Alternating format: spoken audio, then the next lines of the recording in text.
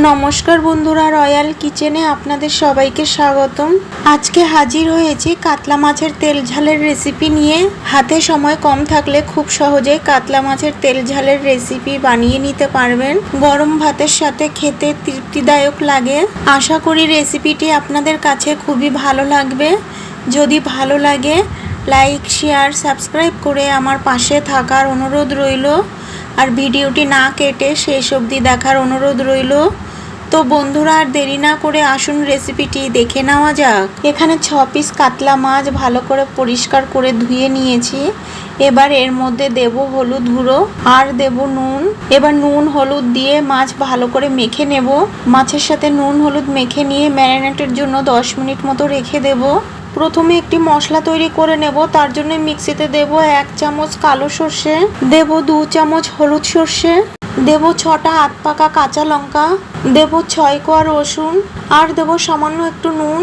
সর্ষে বাটায় নুন দিলে সর্ষে তিতো লাগে না। এবার এই মশলার মধ্যে অল্প জল দিয়ে একটা মিহি পেস্ট বানিয়ে নিয়েছি। অনেকেরই সর্ষে খেলে গ্যাস অম্বল হয়। সর্ষে বেটে নেটের ছাঁকনি দিয়ে এইভাবে ছেঁকে নিলে সর্ষের যে খোসাটা আছে সেই খোসাটা বেরিয়ে আসবে, তাহলে আর গ্যাস অম্বল কিছুই হবে না। সর্ষে ছেঁকে নিয়ে খোসাটা বার করে নিয়েছি।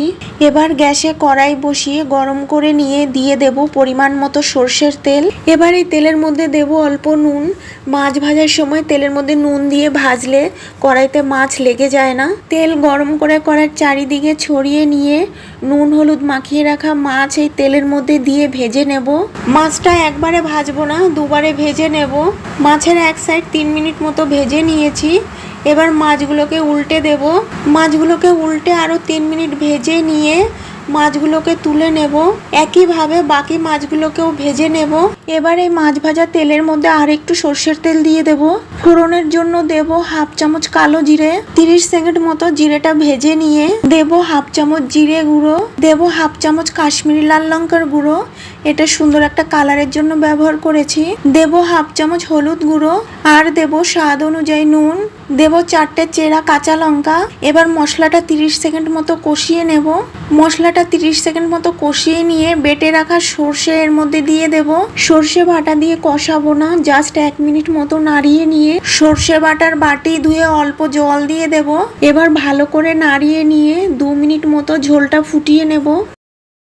2 মিনিট ঝোলটা ফুটিয়ে নিয়েছি। এবার ভেজে রাখা মাছ এই ঝোলের মধ্যে দিয়ে দেব। এবার মাছগুলোকে নাড়িয়ে নিয়ে ঝোলের মধ্যে মাছগুলোকে ডুবিয়ে দেব। এবার মিডিয়াম গ্যাসে ঢাকা দিয়ে মাছগুলোকে 3-4 মিনিট মতো রান্না করে নেব।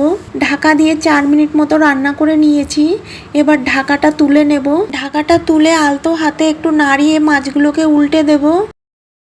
যেহেতু রান্নাটা সর্ষে বাটা দিয়ে করছি তাই এর মধ্যে 1 চামচ কাঁচা সর্ষের তেল দিয়ে দেব। সর্ষের তেলটা দিয়ে আবারও একটু আলতো হাতে নাড়িয়ে দেব। এবার গ্যাস অফ করে ঢাকা দিয়ে 2 মিনিট মতো দমে রেখে গরম গরম পরিবেশন করে নেব। এই কাতলা মাছের তেল ঝাল গরম ভাতের সাথে খেতে খুবই তৃপ্তিদায়ক লাগে। এইভাবে বাড়িতে বানালে কমেন্ট বক্সে জানাতে একেবারেই ভুলবেন না। আর পাশে থাকা বেল আইকনটি ক্লিক করে রাখবেন। এতে করে যখনই কোনো নতুন ভিডিও আপলোড দেব সর্বপ্রথম আপনার মোবাইলে পৌঁছে যাবে। সবাই ভালো থাকবেন, সুস্থ থাকবেন। আর আমার এই ভিডিওটা শেষ অবধি দেখার জন্য আপনাদেরকে অনেক অনেক ধন্যবাদ।